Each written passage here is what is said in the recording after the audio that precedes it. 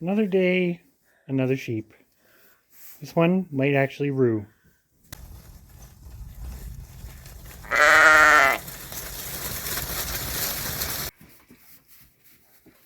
Patience.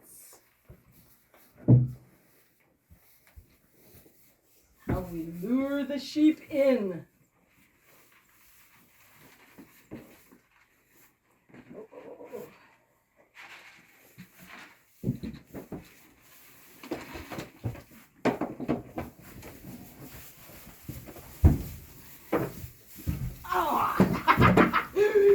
No horns is a lot harder. Woo! Easy, easy. Easy. You're standing on it, you bugger. Hold on. I don't know if it'll stay on her. Hey? Oh.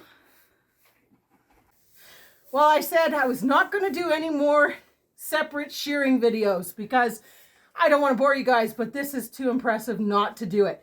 So this is Jackie. Hi. She's a little bit wild, but not too bad. We've got her in the barn because it was raining out today. And I happened to notice she had a huge chunk of fleece falling off. So I went in and proceeded to grab that fleece in order to not lose it because this is beautiful lamb fleece. And I'll get Chris in 1 second to show you what happened when I pulled that one chunk of hair. So there is where the hair or wool came off. Look at that. Now, this is Rooing, I would have said, at its finest. I'll demonstrate here very quickly. It just, look at that. Unbelievable. I don't think we've ever had a ewe break like this. So I thought I would share this moment because it is very exciting. And hopefully this girl will pass on some genetics like this to the rest of her offspring. Somebody's not super impressed, but considering this is her first time getting this done, she's being good so far. They certainly don't all love getting this done, but they usually calm down. You can see everybody else in the stall here is being inquisitive as to what's going on, even though one of them has already been sheared. Look at her here. Freya, don't ruin it.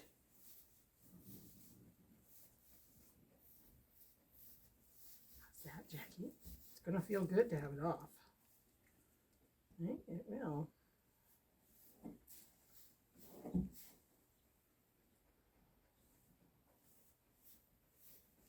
That would be one thing about ruing. I think in an ideal situation, the sheep rues completely.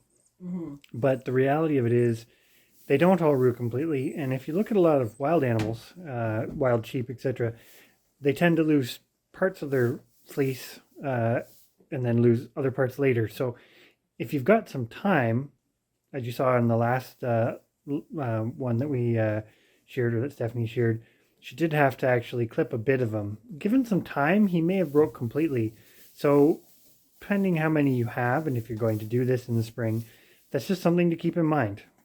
Anyways, you can see here, I'm still able to pull and rue this, but she's got these long hairs that when I pull those, they're still attached and she cringes.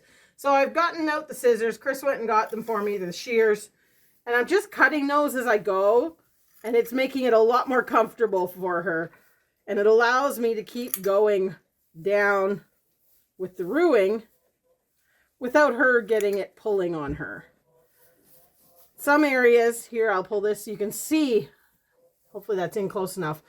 There's your break line right there, where that lanolin all is, that real kind of creamy color. And what I'm doing, this is so thick with the oils, I can't pull it. So what I'm doing is I'm taking my scissors and just going under that break line and just cutting it off. As much as I'd love to pull it, it's not broke enough that she's comfortable with me doing that. So you can see where I started kind of trimming it after. But as soon as I trim, then I can pull the next bit. You can see here, see I pull it, it loosens it all up again, and then I just go along and trim it. But it makes it so quick and easy, and she has to die for fleece. Oh my goodness. It's beautiful. Potentially one of our nicest ever, I think. So rooing is one of those things that is typically considered like a primitive trait in sheep. And it's not even the best way to put it, but a lot of quote unquote modern breeds don't roo anymore because, well, they've basically been selected for X number of generations not to do it. But on breeds like the Icelandics, they roo to different degrees. So this has been kind of been an interesting spring because it sort of ran the gamut from some that have rooed really well to others that don't roo at all. And basically in our flock, we've kind of got that mix, which to be honest is probably going to be what a lot of other people find. This is one thing that we've really noticed with the sheep in the last couple of years is they've gone from being quite wild. I'm not going to say that, at least from my perspective, that they're all super friendly, but they're a lot calmer, and I think that's just something that comes with time. It's not even that we spend all that much time directly with them, but I mean, you can kind of see it here. It's obviously not a sheep that's terrified of humans.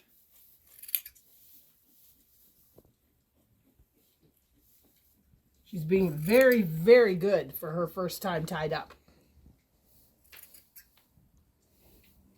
She's figured it out.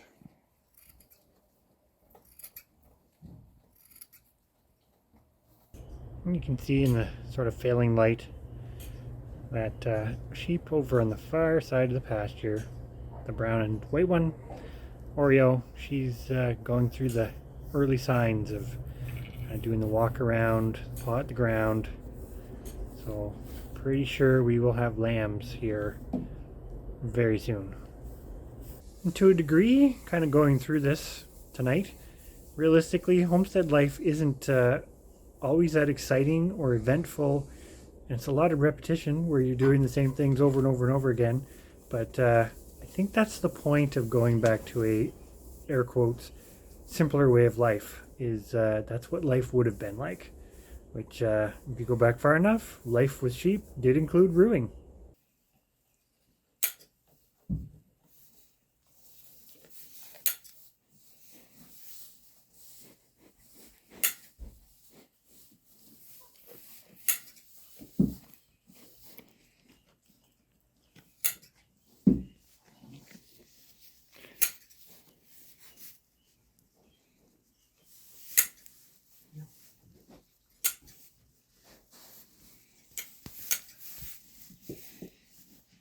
Everybody's coming over to check out the camera.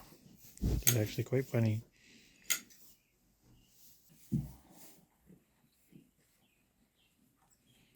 Hi, Coco. You actually don't look too bad close up on the camera.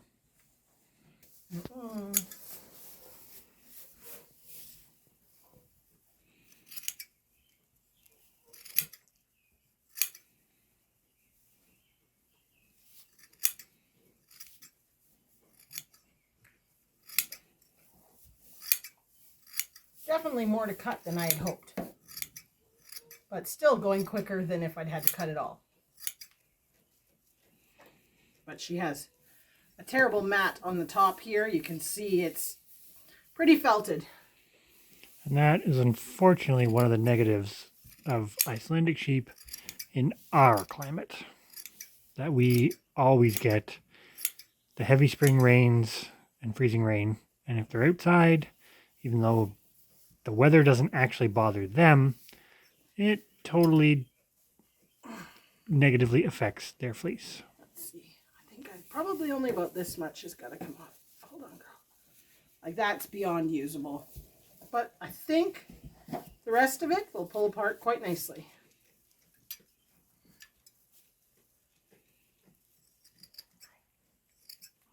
I like to take my time. I don't try and do this fast because when I try and do something fast, it usually goes crappy. Either the sheep gets upset, or I miscut, or I nick them, or something like that. So I always say, take your time, enjoy the process, because you know what? It's actually very therapeutic. It's like this. I'm just sitting here and I'm just using my fingers as a comb, loosening up her hair so that I can then snip it off. And after a brief readjustment, on to side number 2.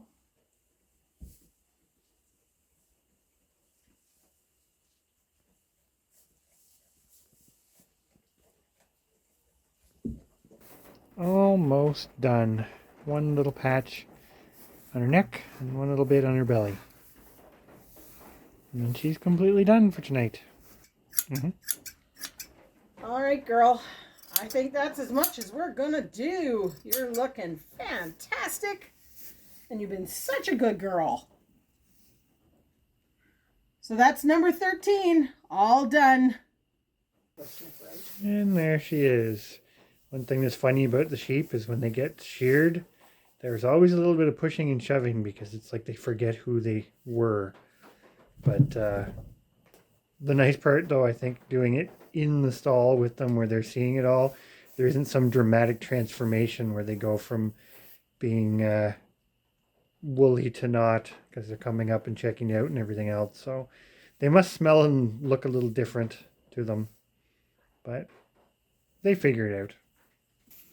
Well, that's another sheep done. And I think the one thing that's kind of interesting about this, and just the thought that came to mind sitting here in the barn, is in some ways this is a good example of when you're doing things on the homestead scale, it might be worth unlearning some of the things that you've learned, because this didn't take very long. It wasn't, well, I have to admit, I didn't actually physically do the work, but it didn't seem like it was too bad in the grand scheme of things. It's not unenjoyable out here, and realistically, does everything have to be super ultra mega productive to be worthwhile having? No, it doesn't. So anyways, on that note, I think we're done for the evening.